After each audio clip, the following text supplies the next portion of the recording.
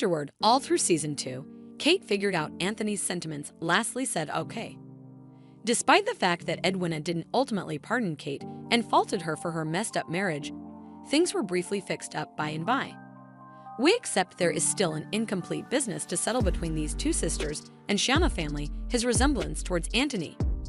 Do you agree with that? Well, we won't find out until season 3 comes out. Benedict.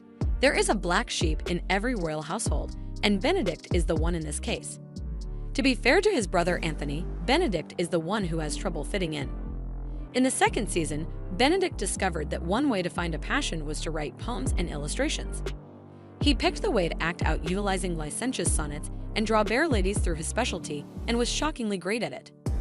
At the point when Benedict tracked down a spot to fit in, he totally begins cherishing his life and his new workmanship school.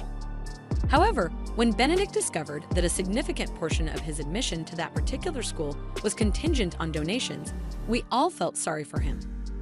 Knowing the politics involved, Benedict's world comes crashing down at his feet just as he thought he had found something he was actually good at.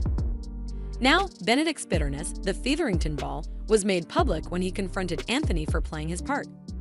He yelled at his brother on a regular basis and blamed him for not allowing him to succeed in this one thing he was good at on a merit basis. In this manner, Benedict stops craftsmanship school through and through. Rushed choice, we should say. What is your opinion? We think that Anthony and Benedict's brotherly love and hate could be revealed in season 3. Will Benedict keep remaining harsh towards Anthony or fail to remember things? We believe Benedict has the ability to completely oppose his brother at any time. Eloise.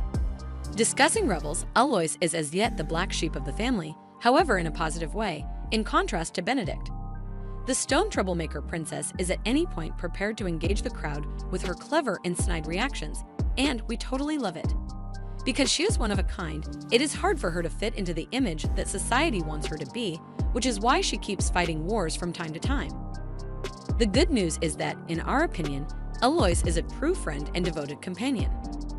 Despite the fact that she was constrained into marriage markets and found admirers for herself, she gets tracking down ways of avoiding the men competing for her focus.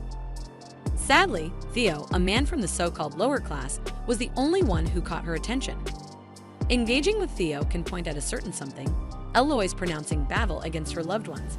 She can't help it, this handsome young man keeps making her heart beat. Sovereign Charlotte even goes similarly as denouncing Hellos to be woman Whistledown. To shield Theo from her family, Eloise attempts to remove him. The man then takes responsibility for her similarity to upper-class people. But Eloise does get some answers to her questions at the Featherington Ball. It turns out that it was Penelope alone. Eloise versus Penelope. It's interesting to see. Penelope Featherington. People, be careful. Penelope is officially on her way to being exposed as Lady Whistledown, the gossip queen. Despite the fact that, of course, Penelope will be concentrating on capturing Colin's heart, it is unlikely that she will be particularly concerned about it. All things considered, here's a decent part in Penelope's personality improvement. She's getting sure step by step and fans love it as of now. Her radiant self-assurance is also evident to Colin, who is unaware that he will fall for the Lady Whistledown herself. Season 3 is going to be all about Featherington's revised version because Penelope is going to turn deadly with her penmanship. She gradually sees that Colin is more intrigued to be familiar with her life since he got back from Greece. The war has just begun because she was involved in exposing Eloise, her best friend, for her involvement with a lower class. In addition, Eloise had the honest expectation of having a best friend, but Penelope insisted on the truth, to the point where Eloise put together the pieces of the puzzle only to discover that Penelope had been there all along. We bet her annoyance was legitimate and more obvious than any other time. Penelope even overhears Colin saying that he would never marry a woman like her at the ball. So toward the finish of season 2, the to-be hero is totally devastated, underconfident, forlorn, and broke. If you enjoyed this video, please let us know what you thought of Bridget in season 3 in the comments section below.